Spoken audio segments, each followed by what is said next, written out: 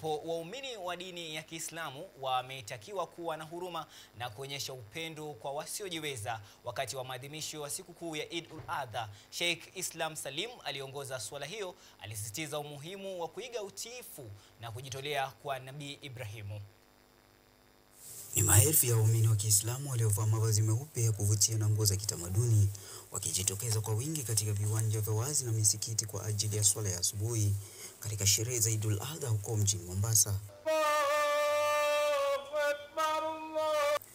Sikukuu ya Eid ul-Adha inaadhimishwa siku ya 10 ya kila mwezi wa Dhulhijja katika kalenda ya Kiislamu, huambatana na kilele cha hija ya kila mwaka huko mjini Makkah. Lakini je, Eid ul-Adha ni nini na kwa nini husherekewa? Ibada ya kuchinja si ibada ambayo inafanywa kwa ajili ya nyama au kwa ajili ya kuonesha watu kwamba unachinja, bali ni ibada ambayo unaitekeleza kwa hakika ni kwa sababu ya amri ya Allah subhanahu wa ta'ala na mtume wake Muhammad sallallahu alaihi wasallam. Hii ni sunna ambayo mtume ametufundisha kila Eid inapotokea, na sunna hii ina historia kubwa katika Uislamu. Inarudi historia yake katika enzi ya Nabii Ibrahim pamoja na mwanawe Ismail alayhi salam.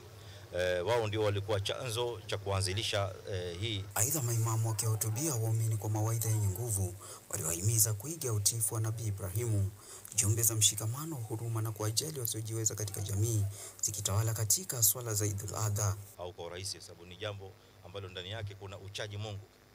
Allah subhanahu wa ta'ala ndani ya Qur'ani anasema lan yanala Allahu luhumuha wala dima'uha walakin yanaluhu taqwa minkum.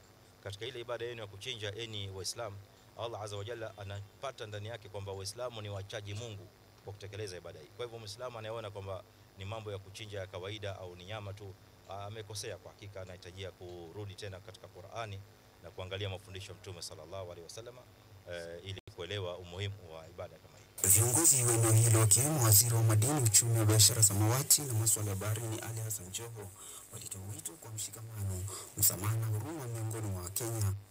Basi sisi kwanza ni kutoa shukrani kwa Mwenyezi Mungu kwa kutupa nafasi kwa mara nyingine katika maisha yetu kujumuika na kuswali Eid kama Waislamu pale pamoja.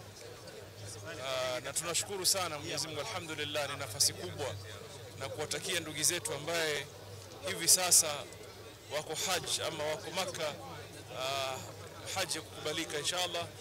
Pia aliombea mahujaji walioko Makkah wanapoendelea na ibada zao. Kadri siku ilivyoendelea, familia zilitembeleana, kubadilishana zawadi na kugawa nyama kwa wahitaji, jambo muhimu katika sherehe za Eid ul-Adha linajulikana kama Qurbani.